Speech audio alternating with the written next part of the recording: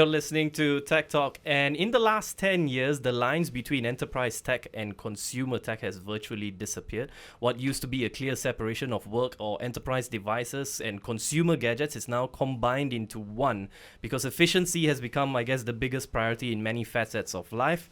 How did this happen, and what devices throughout the years has helped us change our mindset? What is the future of mobile and smartphones, and have we actually reached the peak in innovation? A million questions on my mind and only one show to do it all. Welcome to our Decade in Review special, and this is episode 1. With me today for the first time ever to help me understand what I just said is Amin Ashari. Amin, welcome to the show.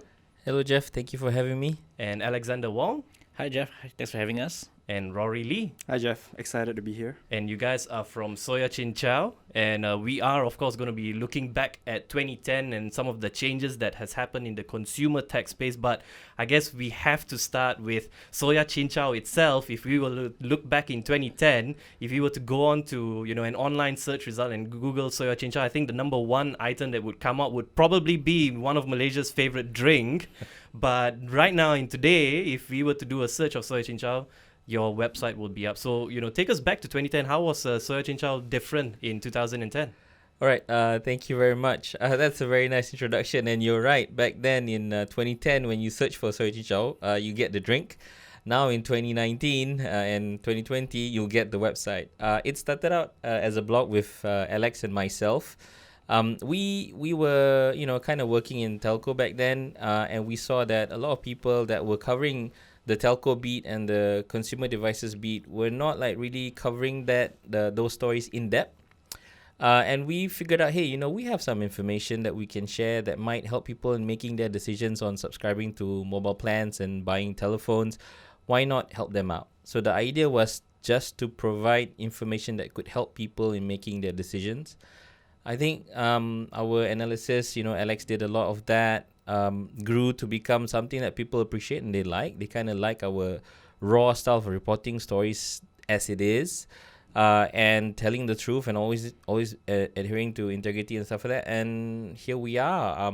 I think we've been a website started as a blog in 2007, and now many years down the line we're here as a business. So I guess it's a good opportunity to talk about like how a consumer tech driven thing has now become something of a mesh between enterprise and consumer. And you've also become like a business itself. For those of you who are listening on radio, you got to also go onto their website, because there is a video. We're actually doing a video shoot in the studio as well, and we've got the two camera guys here, and your setup is I guess really impressive. I've seen some of your videos on Let's Talk About and some of the tech videos that you do, explainer videos, I guess, right? But for Alex, in your side, so Amin talked about like he was in the telco space. On your side, because you both kind of started at the same time, you were there since day one, right? Yep, I think when we started, we primarily focused on telco plans and also phone bundlings, because 10 years ago, that was when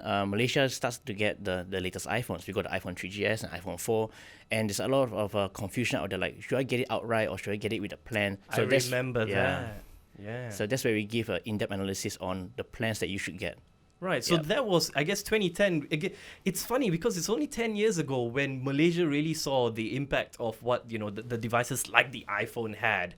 And now it's just become like a norm. We see these kind of new devices year after year. But the impact that it had 2010 was so big that, we even talking about which plans do we choose? And like, do I buy it outright? Which postpaid, prepaid do I go for? And many of the telcos I remember were really pushing out, and they had this kind of new structure of buying a phone from a telco itself, and a lot of people were confused, like, what is the upfront cost, how much do I actually pay? And there was so much of confusion into the buying a phone. Nowadays it's just it's a normal nature to look at, I'll just buy it with my plan, and they've got so many different plans. Rory, what about your side? 2010, what was happening in your life? Because I understand you only joined Soya Chin Chow about 4 to 5 years ago. Yeah, so I was still studying in 2010, so I didn't really join right at the beginning. But one thing that held true for me when I joined was like we had this voice, right? We had this philosophy of not just reporting the what, but also asking the why. Explaining things in a way that people would understand. And I think that was something that was really missing in terms of like the coverage of the local scene. So that was something that's held true until today, and it's still what we're doing right now. So we're trying to not just tell you what's going on, but advise you. At the end of the day, what we want you as a reader to take away from our articles is we want you to be able to make a decision at the end of it, and not just like, oh wait, now I have more questions that are left unanswered. And I think that's something that's really cool and something that we will always continue to keep doing. I think exactly like you mentioned, the why still exists in today, right? Still, we gotta be able to ask the why questions and put it out there for our kind of audience. But I joined BFM in 2010, and I remember in one of like the first few technology interviews that I was doing was the whole bring your own devices trend, the BYOD trend. And now it's just become the norm. You would expect, we hire interns almost on every quarter. And, I just assume that, they have a device that's capable enough to do the day-to-day processes that we have. And I realize most of these devices that they bring in are consumer devices, but it's good enough or even better to run some of the enterprise applications that we have. How much do you think has that been changed, or has that changed in the last 10 years in terms of how consumer tech has really leapfrogged in terms of the performances and its usability and the ease of doing things, that now enterprise is kind of like looking at what consumer gadgets are doing to follow suit as well? Okay, well, that's a very interesting question. So what has happened now is that there is no boundary between what is an enterprise device and what is a consumer device. Back then, 10 years ago, there is. So if you're talking about computers, you need an enterprise computer, like a ThinkPad or something like that. If you need a phone, you need an enterprise phone, like a BlackBerry. What's that? So BlackBerry is not an iPhone. It's not a Note. It's an old phone. Yeah. And with all those hardware came enterprise services like BlackBerry Messenger, BlackBerry Internet Service like emails and stuff like that. Those are all enterprise. And if you are a company and you wanted to create an email, you had to buy servers, and it cost a lot. But now, like for us as a startup, we don't need that. It's so much easier to set up a service and be professional looking because you have Google Email. You have tools like the iPad. You have enterprise level devices like the iPhone and the Galaxy Note that are all certified by governments to be able to use in government agencies. I guess right now there is no classification on what is consumer and what is enterprise. And the landscape has changed so much that people want to be able to use their own devices because they want that flexibility. In terms of gig economy, I want to be able to also freelance at the side, and I don't want to be able to do that on a clunky office-issued computer. I would want to do that on my iPad or on my computer that I feel comfortable with. And being able to do that requires a lot of developments. So a lot of things, I think maybe later Rory and Alex can elaborate on this, has culminated to allow us to have this flexibility right now. So one of them is cloud services. So back then when I talk about cloud services, when people say, what is that? How do I set that up? How much do I have to pay for that? And you're looking at 100,000 ringgit worth of investment back then 10 years ago, but now I can subscribe to a cloud service for less than 10 ringgit a month, and I can use that for my office, and I can use that for my albums for kids. It has blurred, and it has become a mesh, and it has become easier for people to run an enterprise grade business with consumer technology. I think the question now is like, how are we going into the future? What is going to happen?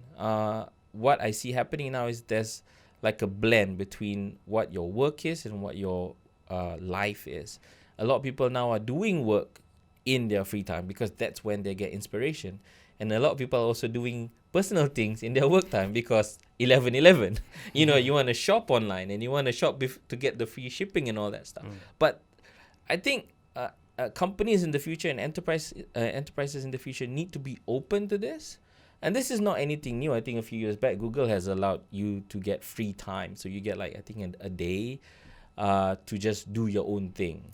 but bring it back to the company's belief. So what's core is, the company needs to have like a strong belief, tie that with technology, tie that with enablement, tie that with independence, and you will see a workforce that's inspired, that can find ways to do things differently with the tools that they have. But I think it's also, looking at there are people who go on their day-to-day lives, but they're actually making money out of it. Like their life has become a business. So I'm talking about like people from who do YouTube videos for a living, and whether it's your Casey Neistat who did a vlog of his day-to-day for X amount of days. I can't remember what was it, but he then became like an icon, and everyone else kind of followed suit. And there are some people we see with games as well, streaming games as it's a hobby, but it's now a money making machine as well. And we see in the recent government's budget $20 million allocated on esports as well, and we know it is a big deal. And I guess the workforce is changing, and what may perceive to be just a fun and play thing may actually be a business, just like Soya Chinchao. It's a fun and play hobby, let's do a blog. Now it's an entire business by itself. And we see, I guess, Alex, I want to ask you, why do you think this has happened? Going back to Rory, being able to ask the why question, I'm going to do this. Why do you think this has happened? I think one of the biggest contributing factors is the evolution of connectivity, because I think when 3G was introduced in Malaysia more than 10 years ago, you can actually do more things on the go. Back then, if you're doing work, right, you need to be bound to a desk because you only can get high-speed connectivity in the office or at work. But with 3G, you can actually get things done outside. You can stream videos for the first time without any buffering. And with 4G, you can do much more. You can view live videos on the go without any buffering. You can actually access cloud services as if you're in an office. So there's no need for you to rely at home. And in fact, even now, sometimes you look at 4G, it could be better than your home broadband. Yeah. And then God knows what's going to happen with 5G, right? What kind of changes that it'll bring. Rory, on your side, I want to ask you, what do you think was the catalyst in terms of it really made that switch where enterprise and consumer tech really blurred the lines, and people started to think differently? What was the catalyst for you? So I don't think that there was just one big event that sort of changed. I think it was all these little things sort of adding up. So previously there was like a big distinction, right? Like Amin mentioned earlier about the ThinkPad. Like that is the business laptop when you think about business laptops.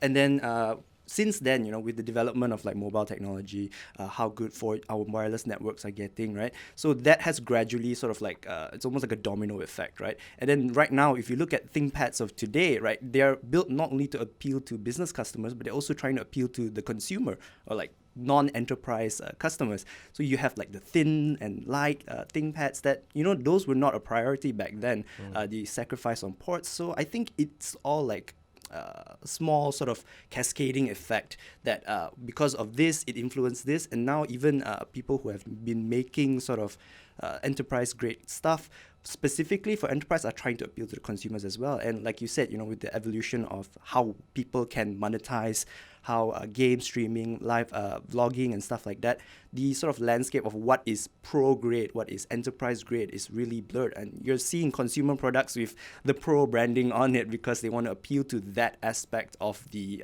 sort of market, which was previously, unthinkable. And that's a lot of it, I believe, has to do with the development of our mobile networks. All right. After the break, I will ask about the changes in the consumer behavior, because you talked about, Rory, you talked about new devices coming out, appealing to different audiences. And I guess the consumer behavior has also changed throughout the years. This is our Decade in Review special, episode 1. Stay tuned. I'm here with Amin Ashari, Alexander Wong, and Rory Lee of Soya Chinchao. My name is Jeff Sandhu. We'll be right back. BFM 89.9.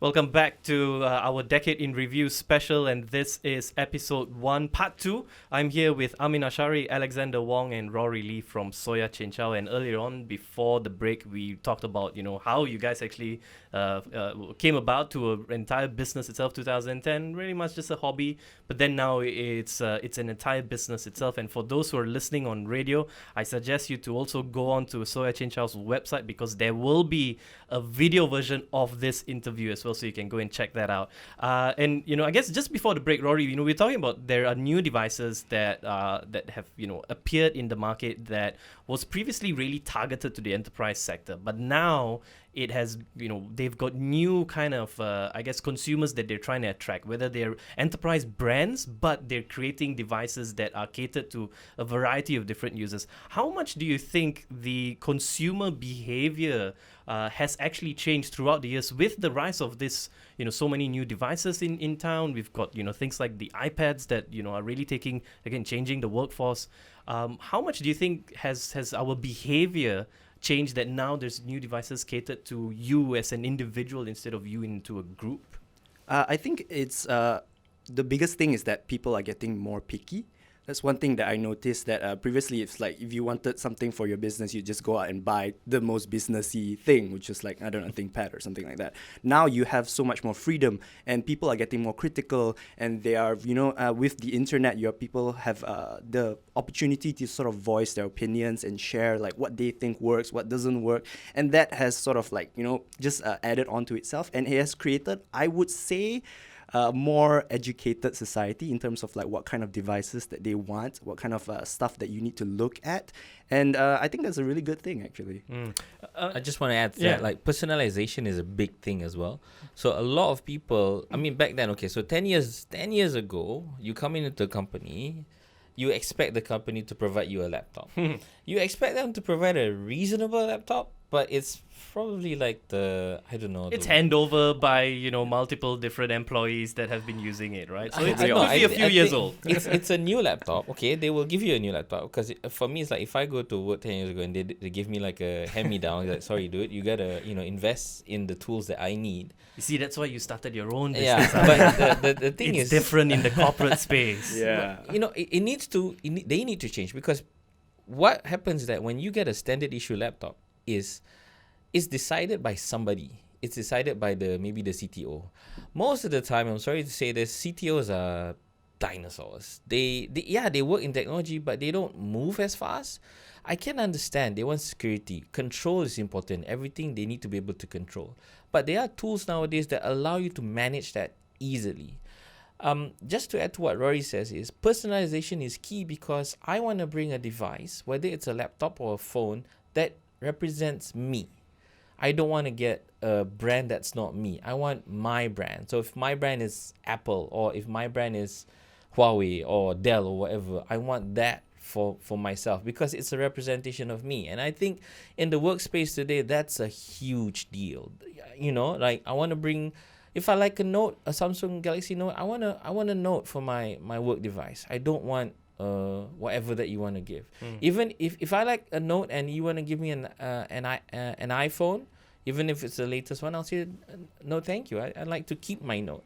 I think that's very critical, and that is possible today, because again, a lot of the consumer devices, Samsung and Apple in particular, are enterprise grade by default. Their hardware and their security levels are enterprise grade. Again, they are government approved by the US government, approved by the European Union to be allowed to use in government agencies. So if government agencies like the US government allows you to use a Galaxy Note in their environment, what is it for small enterprises or even big enterprises in Malaysia? It's no big deal. And it's a point of attraction.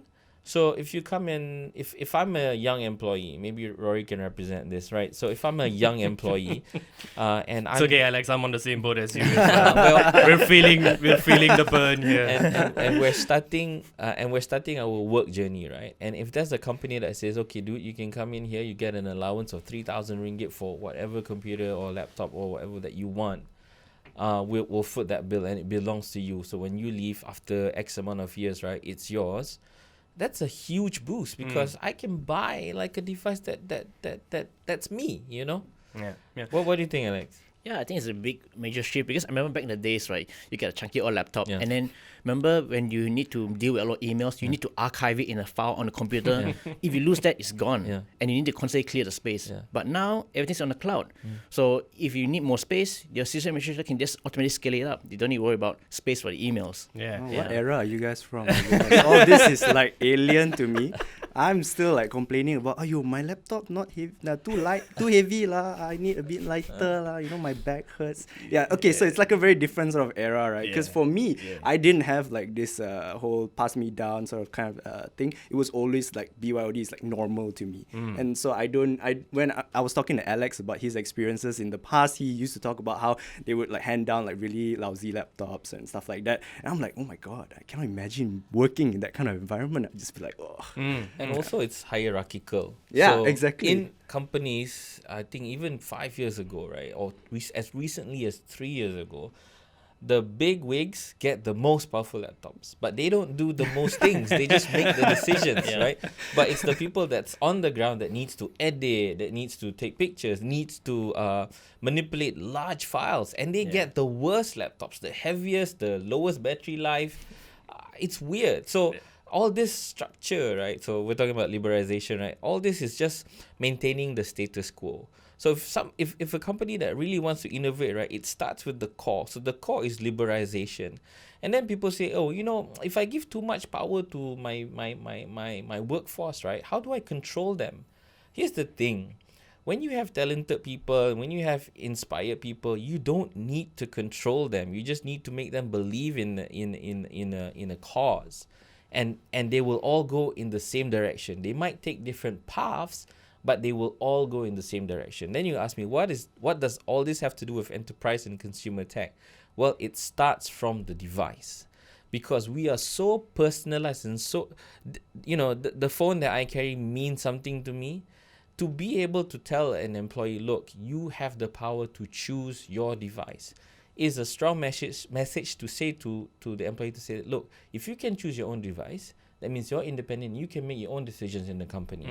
As long as you go in the same direction and believe in the same beliefs, we are all going to go to the same place together. Yeah. It's a message from the organizations that we believe in you, and that's the reason why we hired you. So here you go. These are the right tools that you can pick and to move forward, right? And that's become the norm. And in Rory's case, right, for him it's alien when we talk about hand-me-down devices.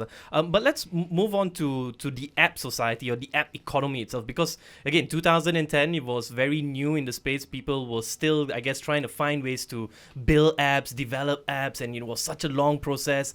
It cost hundreds and thousands of ringgit. Now you could build an app within, I guess, while doing this show, someone could have actually built an app and actually put it up on the App Store and probably make money from this. And we've seen the success and viral success of just silly games like one of the Flappy Birds and Snappy Birds and stuff, Flappy right? Bird. Yeah, Flappy or Snappy.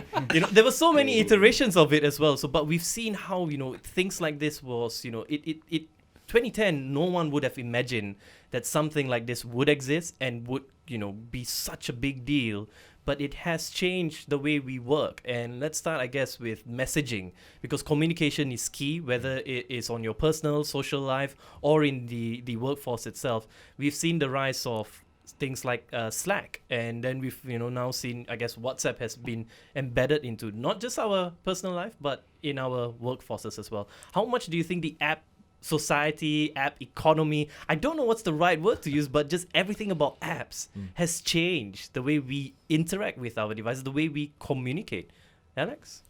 I think one thing is that with apps, right, you can free yourself from the traditional laptops and desktop machines, so you can work anywhere. So regardless of what device you have, like since we have the BYOD, so regardless of what device you have, you can just install the app and start working right away. And you don't need to worry about configurations and all that. You just need to install, sign in, and you can start working. And that opens up a lot of new opportunities. And another thing that I want to highlight is that it's not just about the apps themselves, but the cost of running the apps. Because previously, like applications like Adobe software, you need to buy upfront, and you must buy a yearly fee. But now you have subscription models, which makes it easier to access these enterprise-grade apps. So creators can get started with minimal costs compared to 10 years ago. Yeah, and a lot of them are like cross-platform compatible. You can see Adobe bringing their apps to even the iPad, which was like, what? It's a tablet, right? Yeah. So that way you can get the full app experience whatever device you want to use. Wow. Yeah. You see, this is why we brought you onto the show, because we feel like if it's just me, Alex, and Amin, it's gonna sound I guess ancient and dinosaur level. But It's my charm. It's my charm. App experience. I believe in this. So the app. Okay, we talked about like how CTOs can be like very rigid and all that, right? So what happens is that I think app creators, they start with a problem statement. It's like, what problem can I solve with my app? And when it comes to communication apps, back then, after the demise of BlackBerry Messenger, people still felt the need to communicate rapid fire style, faster than email, not as formal as email, and getting the response as quickly as possible. And that gave rise to WhatsApp. And what happened is that even if your CTO tells you, okay, you're not allowed to use WhatsApp, or you're only allowed to use emails, or whatever proprietary messaging app that's available in your company, people find a way. They find a way to just make work. They just want to work, right? So if I want to work, if you're not telling me to not use the tool that I can, I'm just going to use it. Now every company, I bet you, like every company out there in Malaysia has a WhatsApp group. Every time there's a project, they have a WhatsApp group. They also forsake the security risks of having really private conversation happening on WhatsApp, but that also has blurred the line. So WhatsApp started as a fun messaging app that I can share things with, to now becoming an encrypted enterprise grade level messaging app that also now has a business solution for small businesses. So it has blurred the lines. And to add to what Rory said and what Alex said, people are now more aware. They are now more capable. They are now more hungry. They want to do more things. And if a company doesn't keep up with that, they'll just find their own way. And if they don't follow suit, it will just open up a hole for security breaches to come in. I was hoping that I was not going to bring this up into the show, but I guess I have to now, since that you've mentioned how, you know, a lot of people were using WhatsApp for purposes that were, you know, probably sensitive to the information of the company itself, and WhatsApp then embedded encrypted messaging within their solutions, because it was created for something completely different.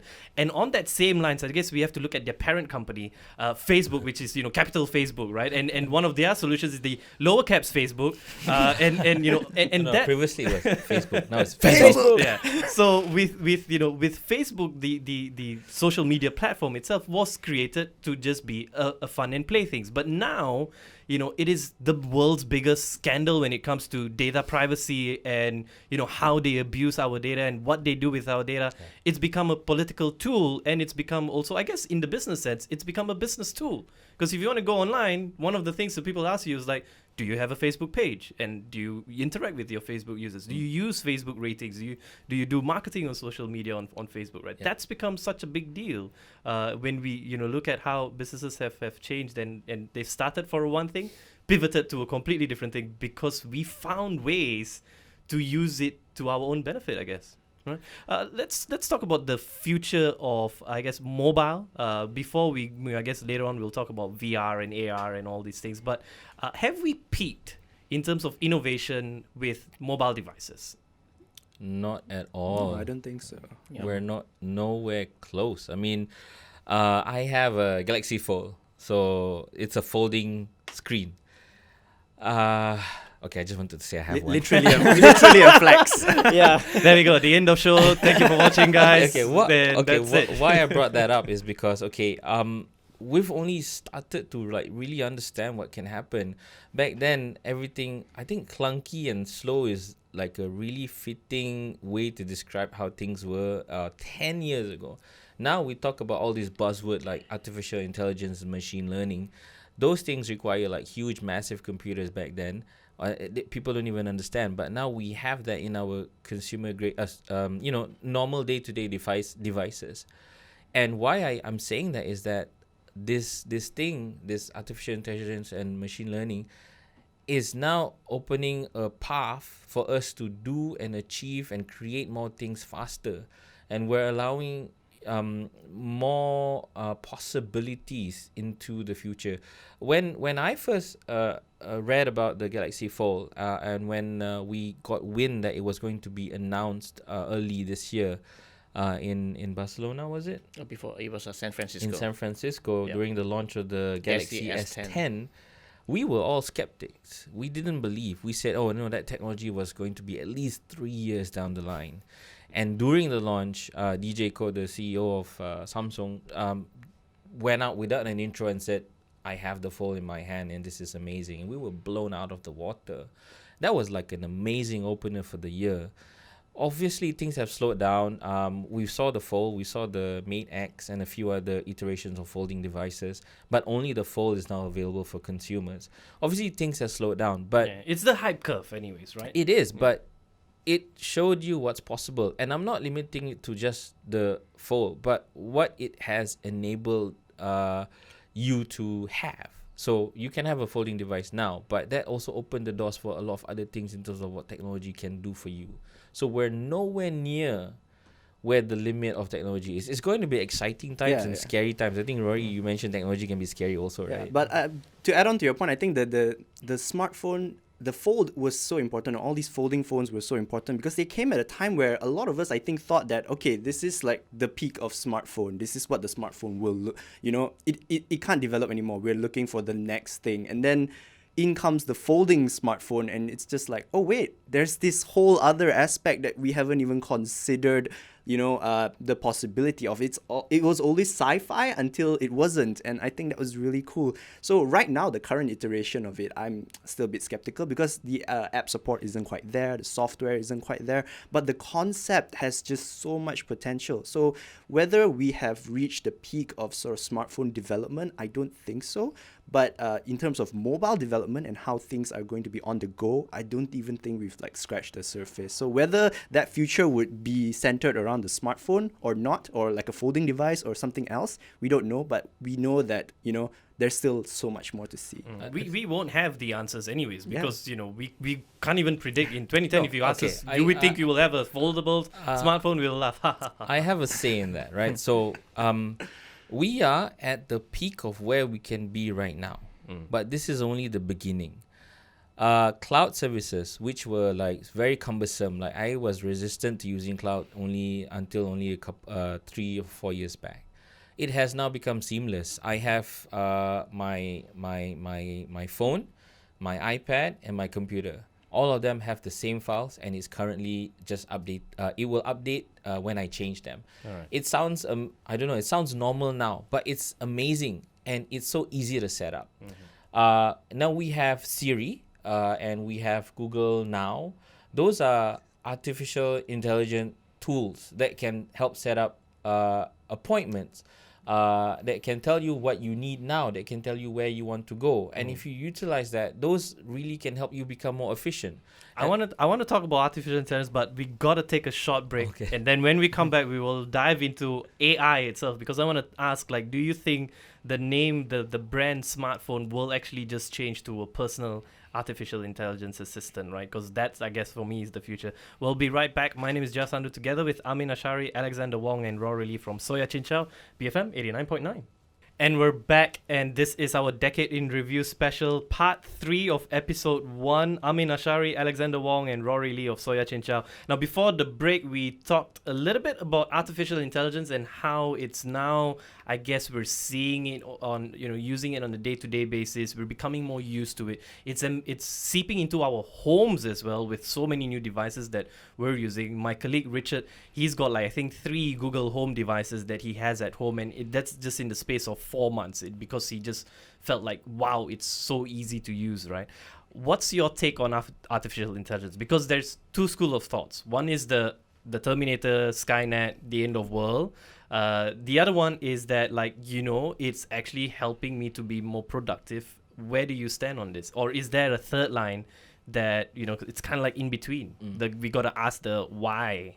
So I think AI and artificial intelligence, machine learning, I think, is the more accurate term to describe what we're using right now. Is more question, like there are more questions surrounding it than there are answers, because a lot of what happens behind the scenes, right? We only see the surface, we only see the result of the machine learning. So that was my first thought. So I was like, oh my God, Skynet, you know, we'll be back. Because we've seen Google's duplex, for example, Yeah. making calls, sounding like a human, Exactly. fooling another human, thinking that the AI actually But- is a human being. But that's the thing about demos and, Yeah. and what actually happens. It's vastly different. So one of my questions, I actually went to Singapore to ask the people behind AWS, for example, is there a future where Skynet will be a thing? And their answer was basically no. I don't know if they were just trying to make me feel better or not. Did they start with a no? No. Yeah.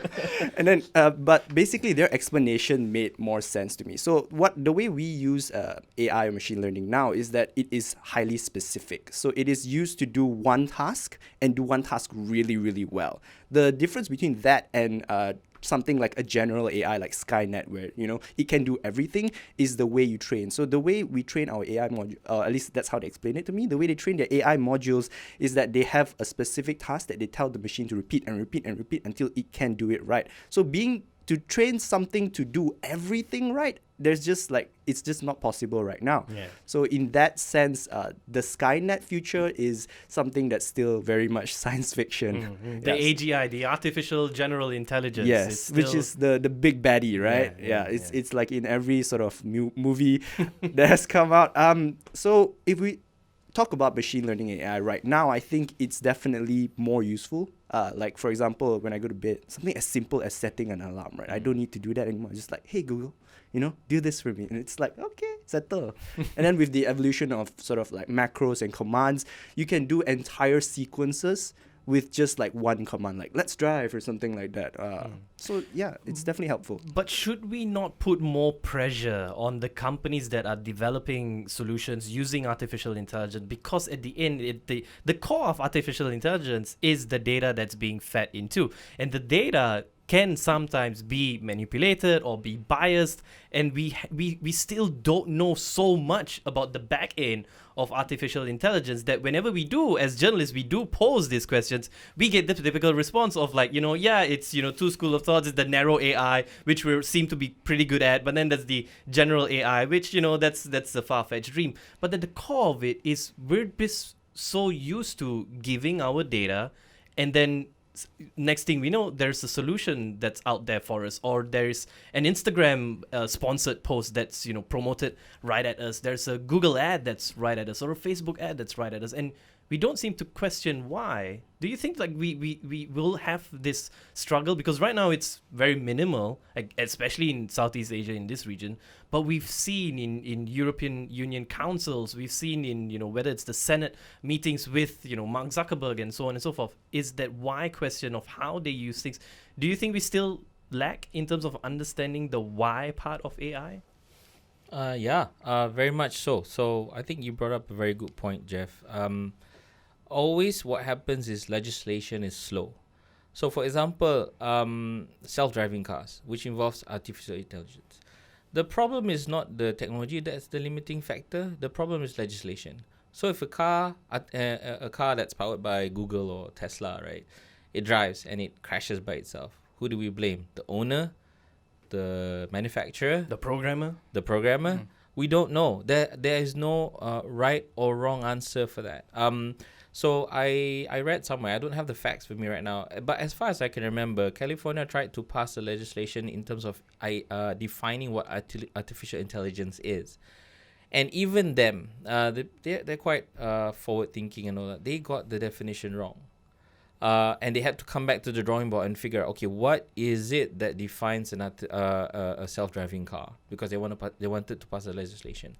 The point that I'm trying to make is that, yes, technology is becoming super powerful right now. It's becoming super enabling and super capable.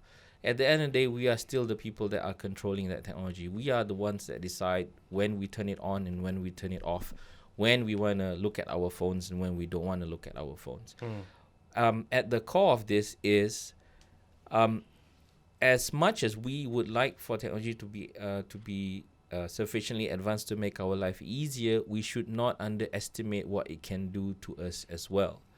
For artificial intelligence, law and legislation is important, and being able to come up with the standard to say that, okay, maybe have like the 3 rules of robotics to say that, okay, artificial intelligence shouldn't do these things is very important. And we're not seeing that because people have not come to an agreement to what what it is. And there's also different factors. For example, a capitalist government like the US would have capitalist motivations on what to decide what artificial intelligence can be and should be, just like, the drug industry and the war industry. In Europe, it's more liberal, so they are now very strong in terms of like putting fines on Facebook and Google regarding breach on privacy and security. In developing countries like Malaysia, we are still lacking behind. But there are a lot of ways that we can learn and move faster. Before we even dabble into this secret magic arts of artificial intelligence, we need to first understand what it is. Alex, you've been very quiet on the subject of AI. What's your take on artificial intelligence? I think artificial intelligence. Sorry. Okay. All right. Sorry. Retake. Okay. I think AI is going to make our lives more easier because it learns from us and it makes manual tasks much easier. But the biggest question right now is about privacy, because other people share information freely. They upload their photos to free cloud service for free, but without knowing what's the consequences of that. They don't even know they're giving out the information. Most companies tell you, oh yeah, your data's with us, but we promise not to see it.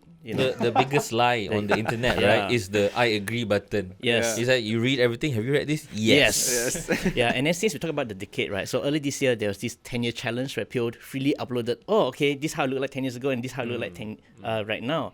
So the problem is these things is in public. And other people don't know that some other parties might misuse it for something else. They can use it to predict how it look like in different age points. We covered that on Search Incha, right? So what was the story again with regards to the 10-year challenge? So the thing is, nobody know who started this challenge. So everyone is uploading photos of themselves 10 years ago and now. And there's a concern that this can be misused because this is being shared in the public space. And it was developed, I think it was an app that was developed by a Russian an engineer. And that was, I guess, just because of the nationality, they were, curious about, what is this for and so on and so forth. But I guess I'm going back to the biggest lie in internet of, the I agree button. Yes.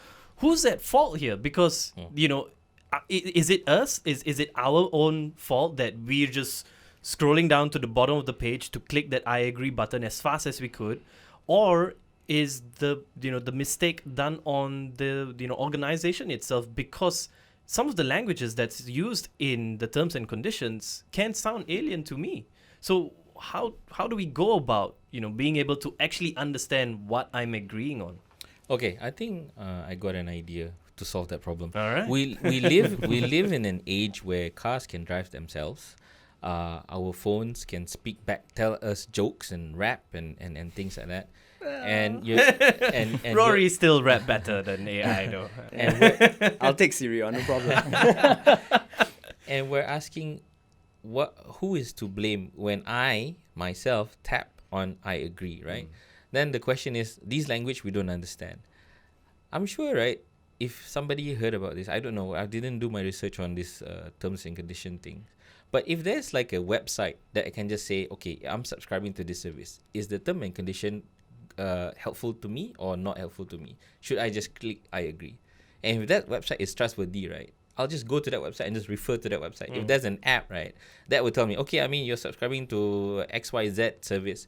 The terms and condition is dangerous for your privacy and stuff like that. Do not say I agree. Or click on this check boxes to allow you to have more control.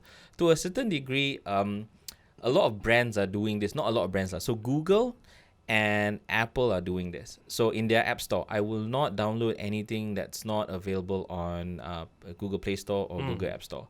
So automatically, that's a form of security as well. And then you check out other websites. So the terms and condition, they don't specifically tell you, but if legit websites, legit brands say, okay, this is good, this is recommended, you can trust them. The Huawei App Store, on the other hand, is something that you shouldn't touch. So don't download APK stuff and things like that. So, but to answer your question, it's not. I think my belief is that we need to stop blaming technology and other people on the things, because we ourselves have that control. If we don't understand the language, we ourselves can go ask somebody, hey, is this okay? Yeah, Can I you need do a this? tncforDummies.com. No, Yeah. I think what needs to happen is that consumers need to be aware about their privacy, and they need to pressure brands as well to make it clear to them. It's like, for example, not a lot of websites give you the option to opt out. Like, for example, if something is changed in the service, they just push you, okay, we have updated our terms and conditions. Agree or not? Okay, agree. There's no way to, like, okay, I agree halfway or what. They should perhaps give more options, like how you install apps on Google Play Store. They give you the option, okay, you want to give access to mic, microphone. They should give that same options as well to consumers with regards to privacy. Yeah. Yeah. I think we tend to forget that we do have the power to actually change and dictate how these brands operate and use the data. Even though they may be multi-billion-dollar companies, but if you decide on your own that I'm not going to agree to their terms and conditions, you may be surprised that there are many other people who would follow suit, and they will then change their own business policies. We've seen before how businesses had to change because it came out as a public thing where more and more users were disgruntled by their services, stopped using their services, or decided to not use parts of their services or the features, and companies had to evolve and had to change. It's a slow process, but I guess that is something that we need to also start. Let's wrap it up and talk about what are your expectations now that we've kind of looked back in the last 10 years. We have to also kind of look forward. What are your expectations or your hopes to see in the next coming years? 2020 is just around the corner. 5G, AI, all these kind of things, IoT, right? What are you excited about? And what do you think should be like an advice to consumers who are looking for next gadgets and stuff? I think for me, the most exciting thing is that we are venturing into quite a lot of unknown. Because, like I said earlier this year when the folding phone came out, we thought we knew everything already, right? We thought we could see, the year is going to be like this, it's going to be like the new iPhone, whatever. But then it's like, whoa, okay, something new. And that to me is the most exciting thing. So I'm really looking forward to what I don't know what to look forward to. Oh, an optimistic point of view from Rory. You know me, the That's very rare. optimist.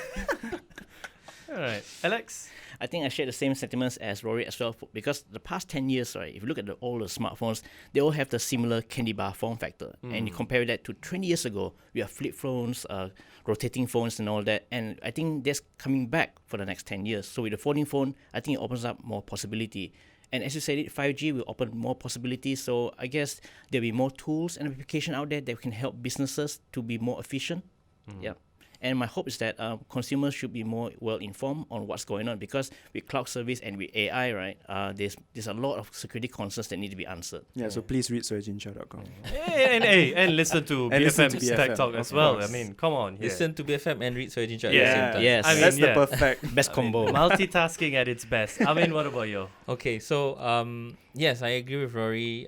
We should look forward to a lot of things that we can't even imagine. And I also agree with Alex that we need to be very particular about the technology that we use right now. I have 4 kids. So the drive for me is to create a society where you have responsible content creators and responsible content consumers.